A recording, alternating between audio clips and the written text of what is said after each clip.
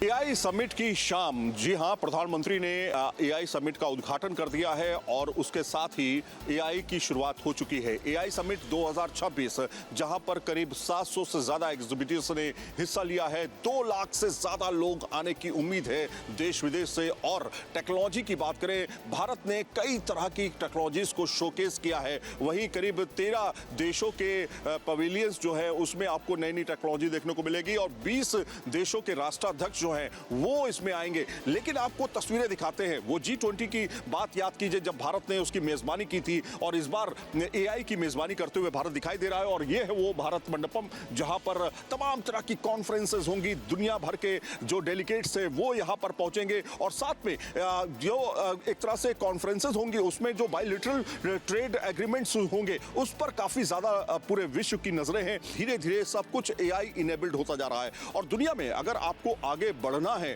तो AI enabled होना पड़ेगा।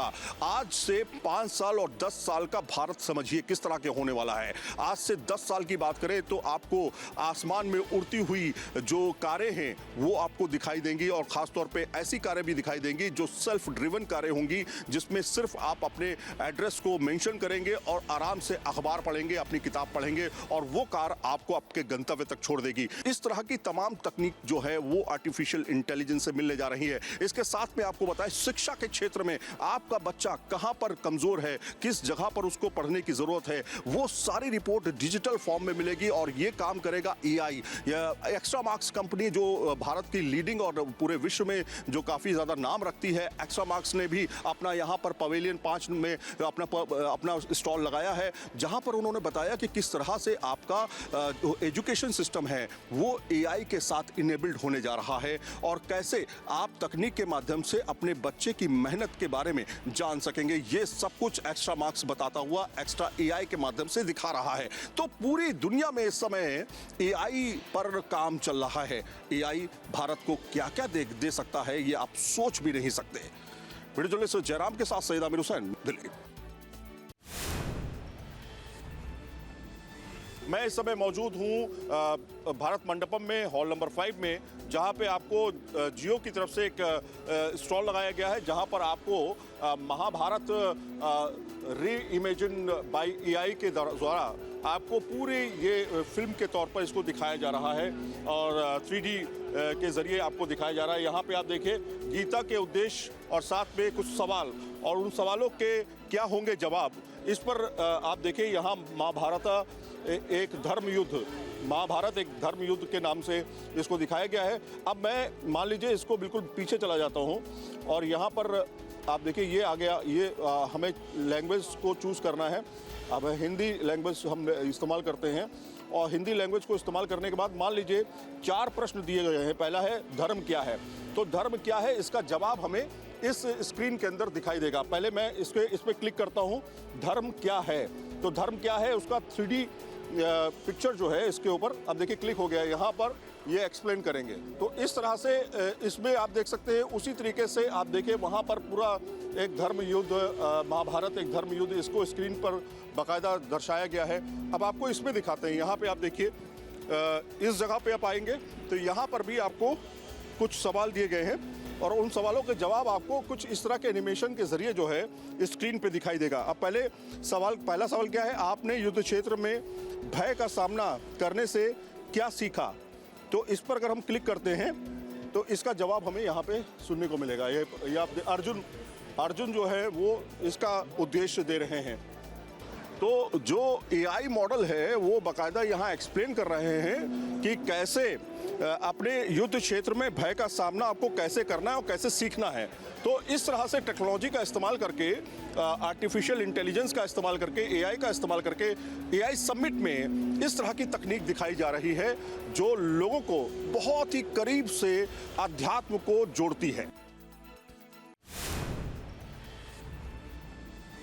विधानसभा सत्र के दौरान राज्यपाल के अभिभाषण पर इस दौरान चर्चा चल रही है और आज मुख्यमंत्री योगी आदित्यनाथ विधान परिषद में भाषण दे रहे थे। इस दौरान मुख्यमंत्री योगी आदित्यनाथ ने समाजवादी पार्टी को जमकर घेरा। हालांकि समाजवादी पार्टी के विधान परिषद के सदस्य ने इसका विरोध भी किया। मुख्यमंत्री योगी आदित्यनाथ ने कहा कि इससे पहले जब समाजवादी पार्टी की सरकार उत्तर प्रदेश में थी तब वन डिस्ट्रिक्ट वन माफिया था। उत्तर प्रदेश में अपराधियों की बाढ़ थी और ज्यादातर समाजवादी पार्टी से जुड़े हुए लोग थे। लेकिन जब से भारतीय जनता पार्टी की सरकार आई है तब से उत्तर प्रदेश उत्सव प्रदेश बन गया है, जिसे बीमारू प्रदेश कहा जाता था। महोदय 2017 के पहले क्या स्थिति थी उत्तर प्रदेश में? 2017 के पहले सत्ता के संरक्षण में पल रहे गुंडे और माफिया एक समानांतर सरकार का संचालन करते थे। गुंडा टैक्स और अवैध वसूली उत्तर प्रदेश की नियत बन चुकी थी। One district one mafia Uttar Pradesh को झकझोरता था। कानून चंद हाथों की जागीर बन चुका था। कर्फ्यू और दंगा आम बात हो गई थी। पर्व और त्योहार आस्था नहीं आशंका केंद्र बन जाते थे। उत्तर प्रदेश में सबसे ज्यादा रोजगार को लेकर काम हुआ है। पुलिस में सबसे ज्यादा भर्तियां निकाली गई हैं और उनमें बेटियों का प्रतिशत सबसे ज्यादा है। यही नहीं, मुख्यमंत्री योगी आदित्यनाथ ने कहा कि समाजवादी पार्टी की सरकार में भ्रष्टाचार और अपराधियों का बोलबाला था। आज उत्तर प्रदेश में डबल इंजन की सरकार है और उत्तर प्रदेश विकास के पथ पर तेजी से आगे बढ़ रहा है, जिसकी चर्चा पूरे देश ही नहीं दुनिया में होती है। लखनऊ से वीडियो जर्नलिस्ट दीपक रैना के साथ निखिल शर्मा, न्यूज स्टेट उत्तर प्रदेश। आगामी विधानसभा चुनाव को देखते हुए भारतीय जनता पार्टी ने उत्तर प्रदेश में अपनी तैयारी तेज कर दी है और इसके लिए बीजेपी अलग अलग अभियानों और प्रशिक्षण कार्यक्रमों के जरिए अपने चुनावी एजेंडे को धार देने में जुटी हुई है। और इसी कड़ी में बीजेपी ने एक प्रशिक्षण कार्यक्रम शुरू किया है। दरअसल ये कार्यकर्ता प्रशिक्षण कार्यक्रम है जिसे बीजेपी अपने सभी 98 संगठनात्मक जिलों में बीजेपी इसको शुरू कर चुकी है। और ये जो प्रशिक्षण कार्यक्रम है जो 403 विधानसभाएं हैं उन सब में चलाया जाएगा और इसके लिए बाकायदा बीजेपी ने एक टीम का निर्धारण किया है जिसमें बीजेपी के जो प्रदेश पदाधिकारी हैं वो शामिल हैं और साथ में जो प्रशिक्षण कार्यक्रम है इसको सफल बनाने की जिम्मेदारी उत्तर प्रदेश बीजेपी के जो प्रदेश अध्यक्ष हैं पंकज चौधरी, साथ में संगठन महामंत्री धर्मपाल के ऊपर भी है। और माना जा रहा है कि इस प्रशिक्षण कार्यक्रम में मुख्य रूप से उन कार्यकर्ताओं, उन नेताओं और उन पदाधिकारियों पर बीजेपी फोकस करने वाली है जो दूसरे दलों से भारतीय जनता पार्टी में शामिल हुए हैं। क्योंकि अगर हाल फिलहाल की घटनाओं की बात करें तो जो अनुशासनहीनता के जो मामले देखे गए हैं उसमें बीजेपी सूत्रों का मानना है कि अधिकतर जो मामले हैं वैसे कार्यकर्ताओं के द्वारा उठाए गए या वैसे नेताओं के द्वारा इसको क्रिएट करने की कोशिश की गई जो पहले किसी और पार्टी में थे और कुछ साल पहले या कुछ समय पहले उन्होंने बीजेपी का दामन थामा। तो वैसे कार्यकर्ताओं को, वैसे नेताओं के लिए अलग से बीजेपी प्रशिक्षण कार्यक्रम शुरू करने वाली है क्योंकि भारतीय जनता पार्टी ने साफ किया है कि पार्टी में अनुशासनहीनता किसी भी कीमत पर बर्दाश्त नहीं की जाएगी क्योंकि 27 का चुनाव है। वैसे में बीजेपी एक मैसेज देने में जुटी हुई है कि भारतीय जनता पार्टी जो एक कार्डर बेस्ड पार्टी मानी जाती है इसमें अनुशासनहीनता किसी भी कीमत पर बर्दाश्त नहीं होगी। वीडियो जर्नलिस्ट सुवी खान के साथ अविनाश सिंह, न्यूज स्टेट, लखनऊ। आज कांग्रेस के राजभवन का नज़ारा है और यहाँ पर कांग्रेसी बड़ी संख्या में यहाँ पर एकत्र हुए हैं। ये रास्ता राजभवन को जाता है लेकिन पुलिस ने बैरिकेडिंग की है तो इससे आगे कैसे लोग जा पाएंगे नहीं पता। लेकिन आप भीड़ को देख सकते हैं कि पूरा जोश आज कांग्रेसियों के भीतर है और प्रदेश की बिगड़ी हुई लॉ एंड ऑर्डर और तमाम ऐसे मुद्दे हैं जिनको लेकर के कांग्रेस ने आज यहाँ पर राजभवन घेराव का एक कार्यक्रम रखा। और उस घेराव के कार्यक्रम में इनकी प्रदेश प्रभारी कुमारी शैलजा और प्रदेश अध्यक्ष पूर्व मुख्यमंत्री हरीश रावत, प्रदेश अध्यक्ष गणेश गोदियाल और तमाम ऐसे बड़े नेता हैं, हरक सिंह समेत, हरक सिंह रावत भी हैं। तो सभी ने देखिए पुलिस की एक सुरक्षा की दीवार यहाँ पर खड़ी होगी, एक सिक्योरिटी लेयर यहाँ पर पुलिस का है। और उसके बाद आप देख रहे हैं कि कांग्रेस के जो कार्यकर्ता हैं इधर आने के लिए पुलिस को पीछे धकेल रहे हैं। यही एक कांग्रेस का आज राजभवन घेराव है जिसको देखते हुए यहाँ पर कड़ी सुरक्षा व्यवस्था की गई है। अपने सहयोगी कैमरामैन सोनी कुमार के साथ न्यूज स्टेट के लिए देहरादून से अजीत सिंह राठी। बरेली के बिशारतगंज के मोहम्मदगंज गांव में 200 हिंदू परिवारों ने अपने घर के बाहर ये लिख दिया कि वह घर से पलायन कर जाएंगे अगर पुलिस प्रशासन और जिला प्रशासन ने कोई ठोस कदम नहीं उठाया। दरअसल इसके पीछे की जो वजह है वो ये है कि वहाँ पर जो मुस्लिम लोग हैं वो अलग अलग घरों में सामूहिक रूप से नमाज पढ़ रहे थे और इसका वीडियो भी जो है 16 तारीख को सोशल मीडिया पर वायरल हुआ, जिसके बाद पुलिस हरकत में आई और उस गाँव में गई और गाँव में जाने के बाद दोनों पक्षों से वार्तालाप करी और दोनों को समझाया गया है कि आप इस प्रकार का कोई कृत्य ना करें जिससे आपसी भाईचारे को कोई ठेस पहुंचे और भारी मात्रा में पुलिस बल तैनात कर दिया गया है। लेकिन ग्रामीणों का ये कहना है कि इससे पहले भी इस प्रकार का काम किया जा रहा था, जिस पर उन्होंने शिकायत करी तो 12 लोगों को वहां पर जो है हिरासत में लिया गया था और बाद में वो लोग छूट गए और अब जब वो दोबारा आए हैं तो लगातार इस प्रकार की चीज़ें सामने आ रही हैं। अब सामूहिक रूप से अलग अलग घरों में इस गांव में मोहम्मदगंज गांव में नमाज पढ़ी जा रही है, जिसका 200 हिंदू परिवार जो है इसका विरोध कर रहे हैं। उनका कहना है कि अगर इसी प्रकार से चलता रहा तो ये अपना घर छोड़ देंगे, अपना परिवार छोड़ देंगे और यहाँ से पलायन हो जाएंगे, जिसके बाद जिला प्रशासन और पुलिस प्रशासन जो है हरकत में आया है और इस पर अब ठोस रणनीति बनाकर कार्रवाई करने की बात कर रहा है। लेकिन सबसे बड़ी बात यह है कि एक बड़ी सिरदर्दी जिला प्रशासन पुलिस प्रशासन के लिए बन गई है कि आखिर किस प्रकार ऐसे लोगों को रोका जाए, उन पर किस प्रकार अंकुश लगाया जाए। और जो ग्रामीण है वो ये भी कह रहे हैं कि आज से पहले ये तमाम जो लोग नमाज गांव में अलग अलग घरों में सामूहिक रूप से पढ़ रहे हैं, ये पड़ोस के गाँव में पढ़ते थे और वहाँ जाकर ये नमाज अदा करते थे। लेकिन अब कुछ दिनों से इन लोगों ने यहाँ पर भी वो सब करना शुरू कर दिया है और जिसकी वजह से तमाम लोग विरोध में उतर आए हैं। वीडियो जर्नलिस्ट भागीरथ गोस्वामी के साथ मनोज कुमार, न्यूज स्टेट बरेली। राजधानी लखनऊ के कोर्ट को एक बार फिर से धमकी भरा मेल भेजा गया है। मैं इस वक्त मौजूद हूं कोर्ट पर ही और अभी थोड़ी देर पहले सघन अभियान पुलिस की तरफ से चलाया गया है। अंदर आप देख भी सकते हैं कि पुलिस के तमाम जवान मौजूद हैं। लखनऊ कोर्ट को बम से उड़ाने की धमकी मिली, इसके बाद पुलिस प्रशासन डॉग स्क्वाड की तमाम टीमों के साथ यहां पर पहुंचा और सघन अभियान चलाया गया। हालांकि राहत की बात यह है कि कोई भी संदिग्ध वस्तु या व्यक्ति नहीं मिला है। इससे पहले भी बीते दिनों इस तरह की धमकी भरा मेल दिया गया था, जिसके बाद इसी तरीके से चेकिंग अभियान चलाया गया था। इस बार करीब सुबह के समय ये मेल आया है, जिसमें न्यायाधीश के चैम्बर 12 RDX आधारित IED लगाए गए हैं जो जल्दी फटेंगे, ये जानकारी लिखी गई है। और साथ ही साथ तमिलनाडु में EWS रिजर्वेशन लागू होने से रोके, दोपहर 12:15 तक सभी को खाली करा दे, ये तमाम बातें भी इसमें लिखी हुई हैं और ये पूरी तरीके से लिट्टे और पाकिस्तान का भी नाम इसमें लिखा हुआ है। सेम यही मैसेज इंग्लिश में भी है। फ़िलहाल आप देख पा रहे हैं, लेकिन इस मेल के बाद सुरक्षा व्यवस्था काफ़ी ज़्यादा बढ़ाई गई, सघन चेकिंग अभियान चलाया गया और ये तमाम चीज़ें फ़िलहाल अभी निकल करके सामने आई कि किसी भी तरीके से अभी फ़िलहाल कोई भी चीज़ इसमें निकल करके सामने नहीं आई है। कोर्ट परिसर की सुरक्षा व्यवस्था बढ़ाई गई है। एक एक चीज़ को सघन अभियान के दौरान देखा गया, जिससे कि किसी भी तरह से कोई भी दुर्घटना होने से पहले तमाम चीज़ों को रोका जा सके।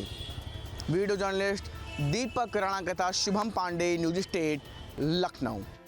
मध्य प्रदेश के IAS अधिकारी अभि प्रसाद एक बार फिर से सुर्खियों में है। दरअसल अपनी निजी जिंदगी के कारण अभि प्रसाद सुर्खियों में आए हैं। उन्होंने अपनी जिंदगी में तीसरी शादी करी है और तीसरी शादी भी प्रशासनिक अधिकारी से थी।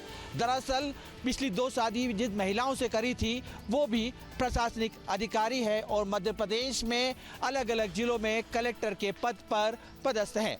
अभि प्रसाद रोजगार गारंटी परिषद में CO के पद पर पदस्थ हैं। इसके पहले कई अलग अलग जिलों में पंचायत के CO के तौर पर काम कर चुके हैं। यही नहीं, वो कई जिलों में कलेक्टर भी रह चुके हैं और उनकी छवि सख्त प्रशासनिक अधिकारी के तौर पर है। बहरहाल अब उनकी निजी जिंदगी के कारण वो एक बार फिर से सुर्खियों में हैं और लोग लगातार चर्चाएं कर रहे हैं। सहयोगी आशु के साथ अतुल शर्मा, न्यूज स्टेट, उत्तर प्रदेश, उत्तराखंड। होली के पर्व से मुसलमानों को दूर रखने के लिए दिनेश फलहारी महाराज ने मुख्यमंत्री सीएम योगी आदित्यनाथ को पत्र लिखा और उसमें कहा कि जब हम इनके धर्म स्थलों पर नहीं जाते तो ये लोग हमारे धर्म स्थल या हमारे धार्मिक आयोजनों में शामिल क्यों होते हैं। ये लब जिहाद, थूक जिहाद जैसी घटनाओं को अंजाम देते हैं। ये हमेशा हमसे द्वेष भावना रखते हैं। होली के पर्व में रंग में कहीं भंग ना लग जाए, इसका अंदेशा जताते हुए कहा है कि रंग में कोई ऐसा पदार्थ ना मिला दें जिससे हमारे यहाँ आने वाले श्रद्धालु या होली खेलने वाले लोगों को किसी तरह की कोई परेशानी ना हो, जिसे लेकर साधु संतों ने भी दिनेश फलहारी महाराज का समर्थन किया है और कहा है कि मुसलमानों की एंट्री होली के पर्व में दूर होनी चाहिए। ना इन्हें दुकान लगाने की अनुमति दी जाए और ना किसी तरीके से हमारे धार्मिक आयोजन में शामिल होने की अनुमति दी जाए।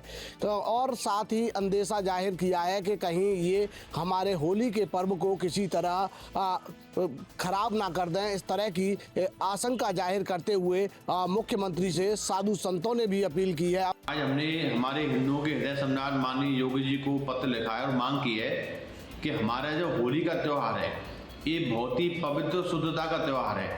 इस त्यौहार से मुसलमानों को दूर रखा जाए, क्योंकि ये हमारे मंदिरों के आसपास दुकान लगाकर कलर बेचते हैं, उन रंगों में थूक देते हैं, कांच के टुकड़े पीस कर मिला देते हैं, केमिकल मिला देते हैं जिससे चेहरा जल जाता है। तो हम इनके त्योहारों में नहीं जाते, तो ये हमारे त्योहारों में घुसपैठ करने का प्रयास क्यों करते हैं। हमारे मंदिरों के आसपास दुकान लगाएंगे, फिर लब जिहाद की घटना करेंगे, थूक जिहाद करेंगे।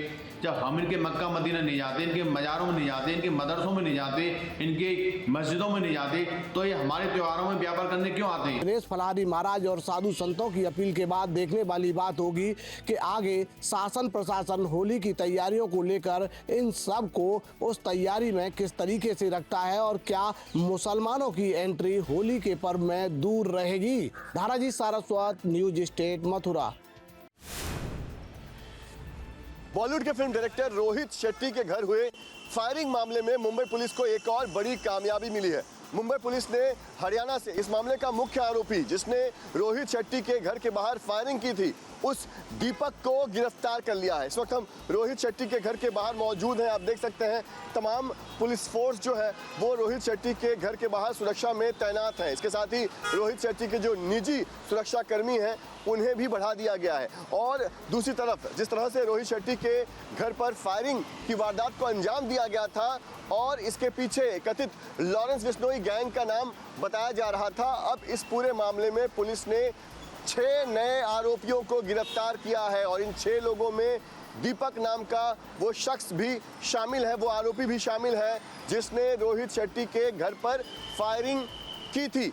इस बीच आपको बता दें कि एक और सीसीटीवी फुटेज भी सामने आया है। इस सीसीटीवी फुटेज में, इस वीडियो में दीपक फायरिंग की वारदात को अंजाम देने के बाद बाइक पर भागता हुआ दिखाई दे रहा है। लगातार मुंबई पुलिस और क्राइम ब्रांच इस पूरे मामले की जांच कर रही है। आपको बता दें कि बीते कुछ दिनों में रोहित शेट्टी समेत बॉलीवुड के कई बड़े सेलिब्रिटीज़ को धमकियां आई है, उनसे एक्सटॉर्शन की मांग की जा रही है और इसी बीच मुंबई पुलिस एक के बाद एक नए खुलासे कर रही है, मामले में एक के बाद एक गिरफ्तारियां हो रही है और सबसे बड़ी कामयाबी मुंबई पुलिस को मिली है जब दीपक नाम का वो आरोपी गिरफ्तार हो चुका है जिसने रोहित शेट्टी के घर पर फायरिंग की थी।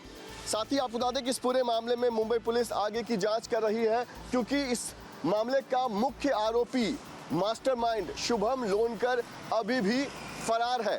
बताया जा रहा है कि जो गिरफ्तार आरोपी हैं उनसे पुलिस पूछताछ करेगी और शुभम लोनकर किस तरह से इस पूरे मामले में शामिल था, किन किन चीज़ों में शुभम लोनकर ने आरोपियों की मदद की है, ये सारी जानकारी जुटाई जाएगी और शुभम लोनकर को जल्द गिरफ्तार करने की कोशिश में मुंबई पुलिस और मुंबई क्राइम ब्रांच लगी हुई है। आपके मोबाइल पर तुरंत आएगी ब्रेकिंग न्यूज, स्क्रीन पर सबसे पहले दिखेगी बड़ी खबर, देश दुनिया की हर खबर एक जगह। अब आपके मोबाइल पर तुरंत फटाफट इंस्टॉल कीजिए न्यूज नेशन ऐप और रखिए खुद को अपडेट।